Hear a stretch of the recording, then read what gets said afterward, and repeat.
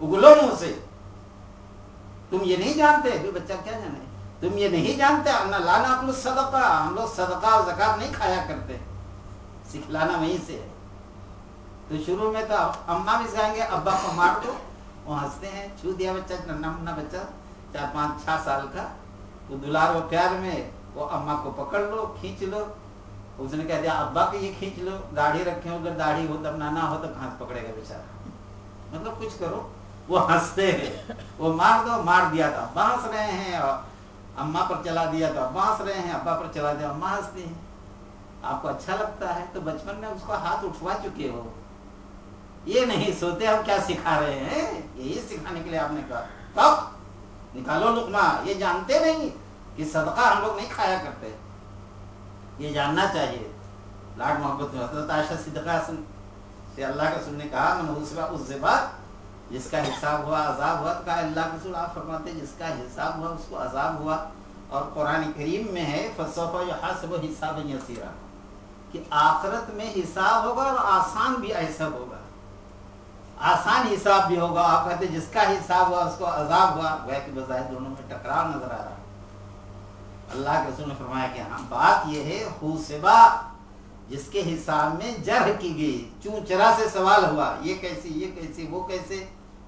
हुस्बा में ज्यादा लफ्ज है हिसाब से, कसरत अल्फाज कसरत मानी पर दलाल करते हैं अरबी ग्रामर में भी। जिसके हिसाब में जरह की गई, ये कैसे, वो कैसे, ये कैसे, वो कैसे, उसको अजाब हुआ, जरह जा हो गई। और फलसफा यहाँ से वो पेशी होगी सरसरी, इसको अल्लाह रियायत करना चाहे।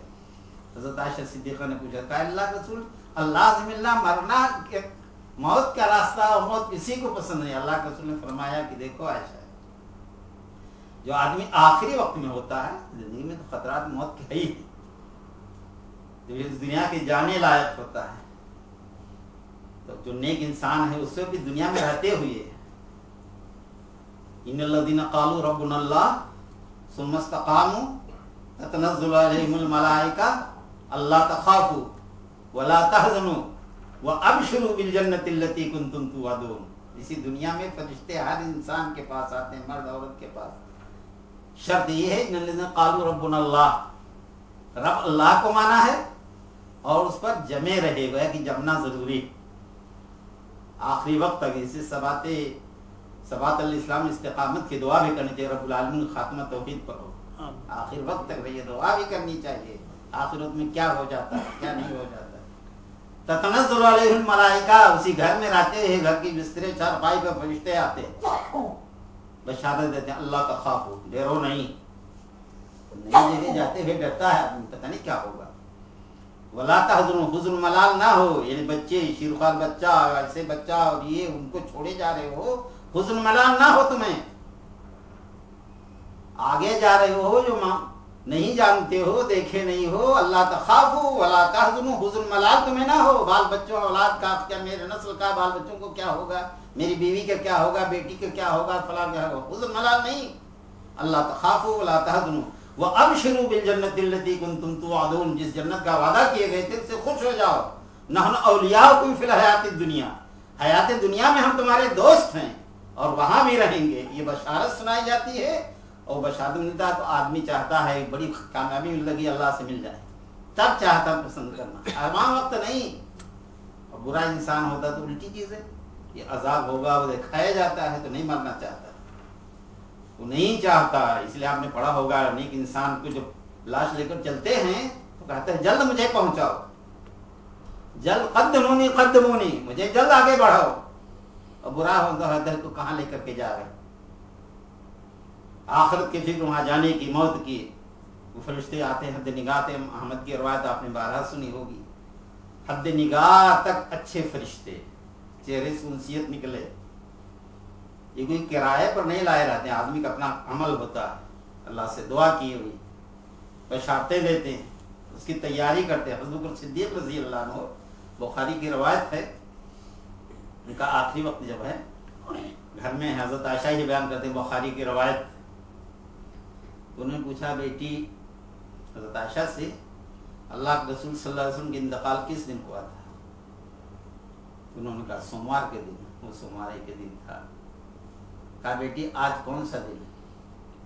आज सोमवार का दिन है, चाश के वक्त, यानी चाश से ज़्यादा दोपहर के कुछ करीब ज़ावे कुबरा जो कहते हैं, बिल्कुल वो 8 बजे का वक्त नहीं इंतकाल का आपका। अल्लाह के रसूल सल्लल्लाहु अलैहि वसल्लम तेज़ी वो गर्मी हो गई थी दोपहर से पहले। आज फला दिन है, पूछा बेटी अल्लाह के रसूल सल्लल्लाहु अलैहि वसल्लम को कफन क्या दिया गया? वो नहीं जानते, वो तो आयशा से ज़्यादा जानते। ये जाने की तैयारी, जिन्हें जन्नत की बशारत मिल चुकी है, 8 दरवाजों से पुकारा जाएगा, वो सिद्दीक यहाँ से आओ जन्नत के, कोई ऐसा ऐसा नहीं। इस सब के बावजूद जाने की तैयारी। उन्होंने बताया कि 3 चादरें थी, सहूली सूती चादरें, आपको जो कफन दिया गया था 3 बड़ी बड़ी चादरें, वो कमीज जो फाड़ मंगाते वो भी जायज़, लेकिन नबी का कफन यही था। जैसे आखिर में एक चादर रखते हैं आप लोग, या हम लोग भी रखते हैं, एक तो यज़ार रखते हैं, लुंगी की जेब तो यहाँ से लपेटते हैं, यहाँ से पैर से कुछ बड़ा होगा, बगल से यहाँ से खाली नहीं रखते, यहाँ से रखते हैं। और उसके बाद एक करता कुछ हिस्सा यहाँ तक फाड़ करके और गले में डाल करके, और ये हिस्सा बड़ा सा रहता है, यहाँ से लेकर के, इसको कमीज कहते हैं, खाली खड़ा रहता डाल लिया।